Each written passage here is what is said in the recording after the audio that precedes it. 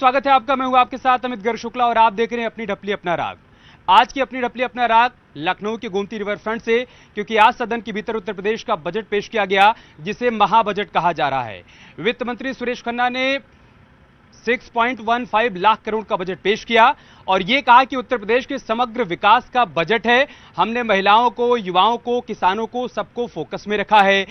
Budget पेश करने के बाद सीएम योगी की तरफ से प्रेस कॉन्फ्रेंस की गई। उन्होंने कहा कि उत्तर प्रदेश के 5 साल के विकास का विजन है, आगे सरकार किस तरीके से काम करने वाली है उसका विजन है। हालांकि अखिलेश यादव का पलटवार सामने आया है। उन्होंने कहा है कि बजट नहीं बंटवारा है। दूसरी तरफ बीएसपी प्रमुख मायावती ने कहा है कि ये अंधे कुएं जैसा है। जो रिएक्शन सामने आ रहे हैं, बजट के मायने क्या हैं, इन्हीं सब पर चर्चा करेंगे। खास मेहमान हमारे साथ जुड़ेंगे, लेकिन सबसे पहले आप एक रिपोर्ट देखिए। यूपी के लिए 6.15 लाख करोड़ से ज्यादा का बजट पेश। वो पथ क्या, पथिक कुशलता क्या, जिस पथ में बिखरे शूल न हो, नाविक की धैर्य परीक्षा क्या, जब धाराएं प्रतिकूल न हो। बजट में महिलाओं की सुरक्षा, कल्याण पर स्पेशल फोकस। सेफ सिटी योजना के अंतर्गत महिलाओं की सुरक्षा के लिए लखनऊ, गौतम बुद्ध नगर, आगरा, वाराणसी, गोरखपुर, प्रयागराज में योजना लागू किए जाने हेतु 523 करोड़ 34 लाख रुपए की व्यवस्था प्रस्तावित है। बजट में किसानों के लिए कई योजनाएं। किसानों के खातों में ई पेमेंट के माध्यम से 12,485 करोड़ रुपए का सीधे भुगतान किया जा चुका है। विपक्ष ने बजट को लेकर उठाए सवाल। ये बजट क्या है? ये केवल मकड़जाल है, केवल आंकड़ों का है। ये बजट नहीं, ये बंटवारा है। और बजट अगर होता तो पहले भी तो 5 साल में बजट दिया इन्होंने। इनकी कितनी घोषणा पत्र की चीजें पूरी हो गई। संकल्प पत्र का वादा, बजट में पूरा इरादा। बजट इतना शानदार है कि एक जब प्रदेश की नागरिक के नाते भी सोचो तो लगता है कि सरकार समाज के किसी हिस्से को नहीं छोड़ रही है, जिनके जीवन के स्तर को सुधारने के लिए, जिनके जीवन में परिवर्तन लाने के लिए, रोजगार के अधिक से अधिक अवसर पैदा करने के लिए प्रयास न। इस बजट में हम लोगों ने अपने अन्नदाता किसानों को राहत देने के लिए भाव स्थिरता कोष की स्थापना भी की है और उस कोष के लिए भी व्यवस्था की है। माननीय प्रधानमंत्री जी और माननीय योगी जी के कार्यशैली के संबंध में कहना चाहूंगा कि तेरे जुनून से नतीजा जरूर निकलेगा, किसी स्याह समंदर से नूर निकलेगा।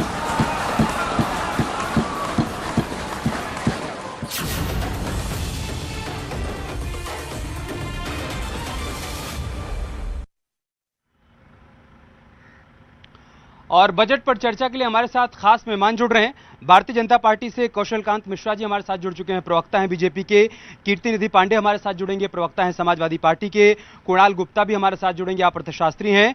अमित गंजू हमारे सहयोगी हमारे साथ जुड़ चुके हैं कानपुर से। कौशलकांत जी, मैं शुरुआत आपसे करूंगा। सीएम योगी आदित्यनाथ कह रहे हैं कि बजट नहीं, 5 साल का विजन है। अखिलेश यादव कह रहे हैं कि ये बजट नहीं, बंटवारा है। ओम प्रकाश राजभर कह रहे हैं झुनझुना है। मायावती जी कह रही हैं कि ये अंधे कुएं जैसा है क्या ये? देखिए, विपक्ष है, विपक्ष का काम ही है सरकार के कामों के ऊपर नुक्ताचीनी करना। और जो बजट को देखने के पहले जिस तरीके से आप देखिए, विजन क्या है कि मोदी जी का सपना है कि देश को 5 ट्रिलियन इकोनॉमी बनाना।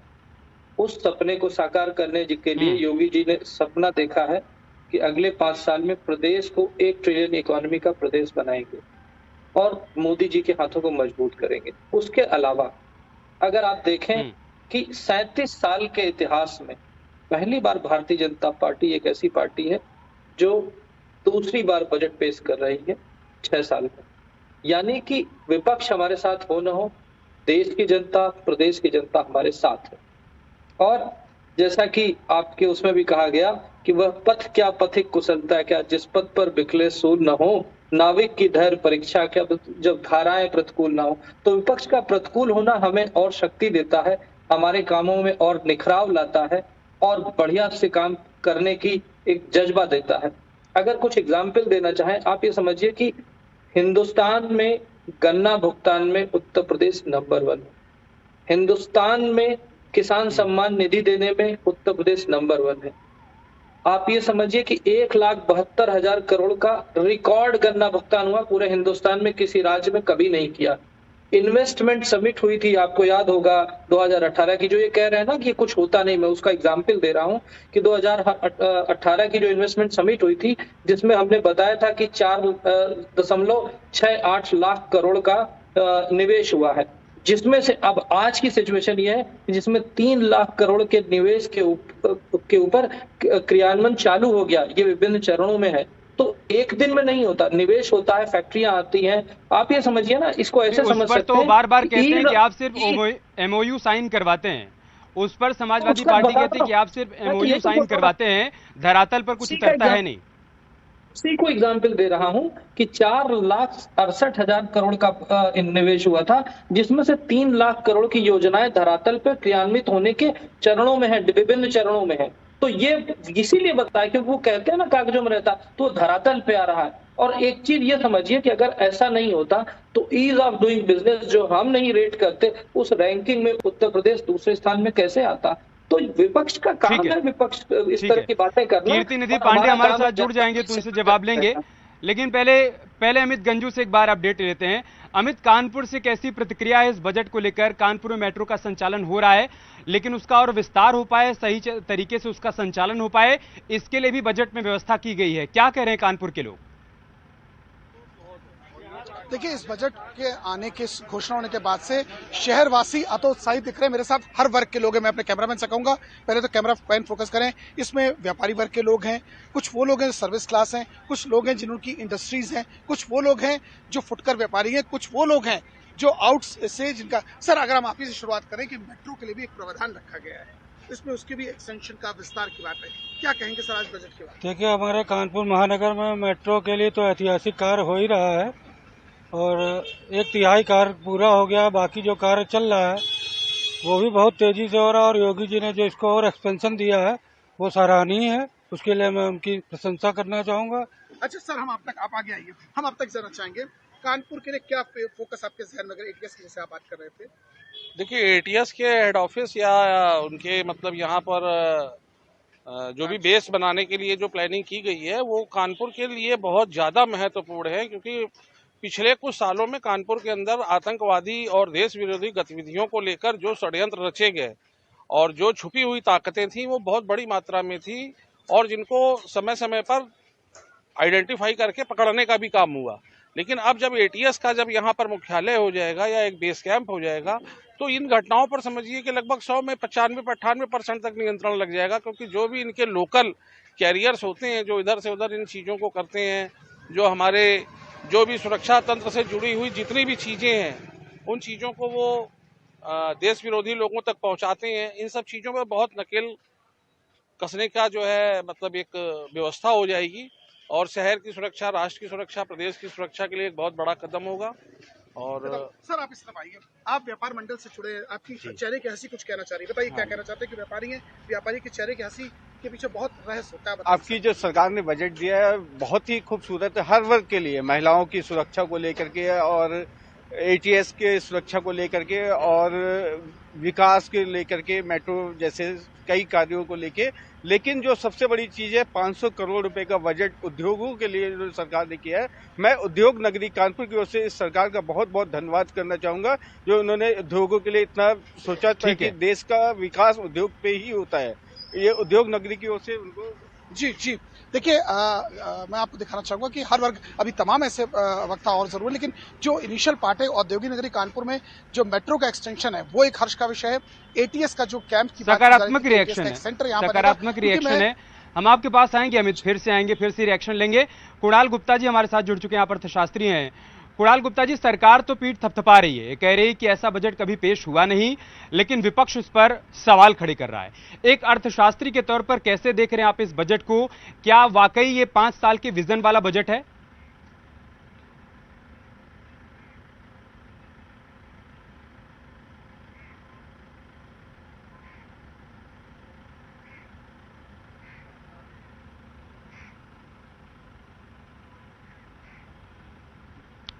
ठीक है, कुणाल जी से हमारा संपर्क नहीं हो पा रहा है, हम जाएंगे उनके पास एक बार फिर से। कौशल कांत जी, मैं आपके पास आऊंगा। देखिए, एटीएस सेंटर को लेकर भी सवाल उठेंगे। पहले देवबंद में एटीएस सेंटर खोला गया, अभी कहा जा रहा है कि आजमगढ़ में भी, रामपुर में भी। आपका कहना है कि कानून व्यवस्था बेहतर हो पाए, आतंकवाद पर नकेल कसी जा पाए, इस लिहाज से सरकार इस दिशा में सोच रही है। लेकिन सवाल इस पर भी खड़ा होगा कि जो जिलों का चुनाव हो रहा है वो बहुत सिलेक्टेड है, चाहे हम आजमगढ़ की बात करें, रामपुर की बात करें, देवबंद की बात करें। देखिए, आपको याद होगा सर्जिकल स्ट्राइक हुई थी, वो बहुत ही सिलेक्टेड हुई थी। कहाँ हुई थी? जहां आतंकवादी कैंप थे। तो वो एरिया जहां से सबसे ज्यादा इंफॉर्मेशन आ रही है आतंकवादियों की, जहां से सबसे ज्यादा इंटरनेशनल लेवल पे जो साजिशें हो रही हैं उसका खुलासा हो रहा है। सारे तार, चाहे बॉम्बे ब्लास्ट हो, चाहे कहीं लातूर का ब्लास्ट हो, चाहे सरोजिनी नगर दिल्ली का ब्लास्ट हो, या कहीं का भी ब्लास्ट हो, उनके कनेक्शन अगर इन्हीं शहरों से मिल रहे हैं, तो उसी एरिया में अगर हम सर्जिकल स्ट्राइक एटीएस के हेडक्वार्टर के फॉर्म में करेंगे तो मुझे लगता है इससे अच्छा कंट्रोल नहीं हो सकता। तो ये देश की सुरक्षा की बात है, इस पर राजनीति नहीं हो सकती।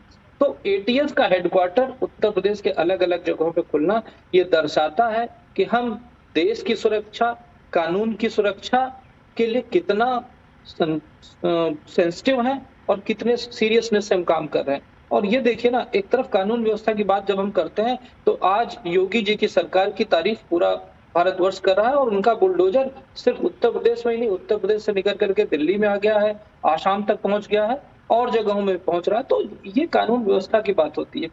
विपक्ष का काम है कुछ न कुछ कमियां बताना, लेकिन मैं कुछ बताना चाहूंगा। ये समझ लीजिए कि जो उत्तर प्रदेश में जो one nation one ration card योजना जो होती है, उस राशन कार्ड योजना में जिस तरीके से हमारे यहाँ काम किया गया उत्तर प्रदेश से, उसका नतीजा ये होगा कि 2022 में दूसरे राज्यों में उत्तर प्रदेश वालों को, उनके करीब 37,000 लोगों को उस राशन कार्ड पे काम करने को उनको राशन मिला, और दूसरे राज्यों के जो उत्तर प्रदेश में है वो करीब 8 लाख से ज्यादा लोगों को राशन पे दिया गया। इसके अलावा अगर हम बात करते हैं तो उत्तर प्रदेश में अगर इन्वेस्टमेंट नहीं होता, उत्तर प्रदेश इकोनॉमी में आगे नहीं बढ़ता, और पुराना बजट और आज का बजट अच्छा नहीं होता, तो उत्तर प्रदेश देश का पहला ऐसा राज्य है जिसमें 5 एक्सप्रेसवे बन रहे हैं, बन चुके हैं, खत्म होने वाले हैं। 5 इंटरनेशनल एयरपोर्ट बन रहे हैं, जो 5वां एयरपोर्ट खत्म होने वाला। तो सिर्फ ये कहना कि बजट खराब है और एक तरफ हम इकोनॉमी में जिस तरीके से उत्तर प्रदेश का नाम बीमारू स्टेट से बढ़ करके उत्तर प्रदेश और उत्तम प्रदेश बन चुका है, और अगले 5 साल में देखिएगा ये उत्तम प्रदेश सर्वोत्तम प्रदेश बन के पूरे भारत के मानचित्र पे पहला प्रदेश बनेगा, जो एक मोदी जी के सपने 5 ट्रिलियन इकोनॉमी में 1 ट्रिलियन इकोनॉमी कंट्रीब्यूट करेगा, वो उत्तर प्रदेश होगा। ये हमारा बात है।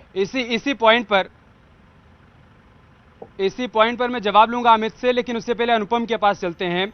आज के बजट को लेकर जो बड़ी बातें हैं वो भी ग्राफिक्स के जरिए समझना बहुत जरूरी हो जाता है। अनुपम, बताइए उसे।